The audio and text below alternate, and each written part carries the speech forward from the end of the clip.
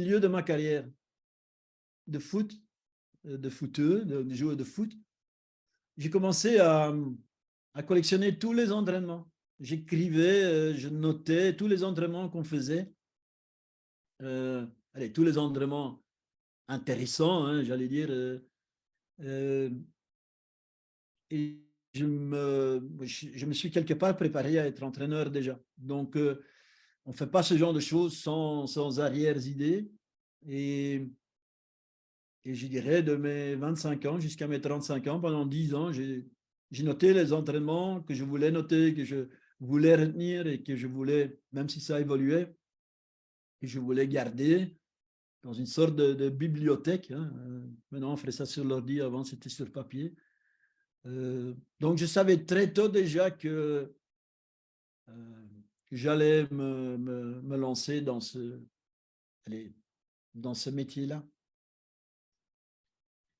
Comment s'est passée la formation d'entraîneur à l'époque? Peut-être, est-ce qu'il y a des changements par rapport à aujourd'hui? On sait du coup qu'il y a quelques cours et ensuite vous faites des stages dans dans des clubs sous la supervision d'un entraîneur. Comment ça se passait avant et à quel moment dans cette phase, on va dire, d'apprentissage, est-ce que vous avez eu vos premières offres?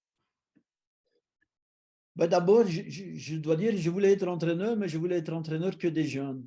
Je voulais pas faire, c'est très drôle, je voulais pas faire les pros ou les adultes.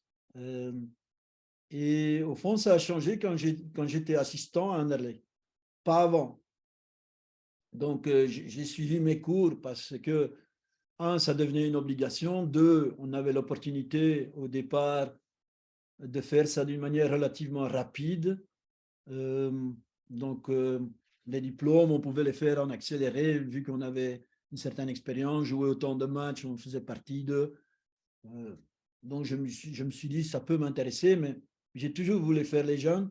Et mon premier rôle comme entraîneur, c'était aussi directeur technique des jeunes à Malines. Et là, j'ai changé pendant une année le fusil d'épaule parce que le club était descendu en D2. Moi, j'avais été 3 ans entraîneur, directeur technique des jeunes, et on n'avait pas de moyens, ou peu de moyens, peu de possibilités, et beaucoup de jeunes allaient évoluer vers l'équipe première. Alors, ils m'ont demandé de devenir entraîneur, et j'ai dit, OK, je veux le faire parce que ce sont mes jeunes qui vont... Allez, mes jeunes. Ce sont des jeunes que j'ai travaillé pendant 3 ans. Je veux bien faire ce pas et continuer à les guider. Mais ça, c'était qu'1 an, et après, je suis rentré en Anderlecht pour faire l'équipe réserve, pour faire à nouveau les jeunes. Et ça correspondait à mes ambitions, à mes attentes. Et c'est qu'après, que M. Constant m'a demandé de faire l'équipe première, que j'ai changé mon rôle. Mais au fond, mon ambition première et même l'ambition prioritaire pour moi, c'était et est toujours les jeunes.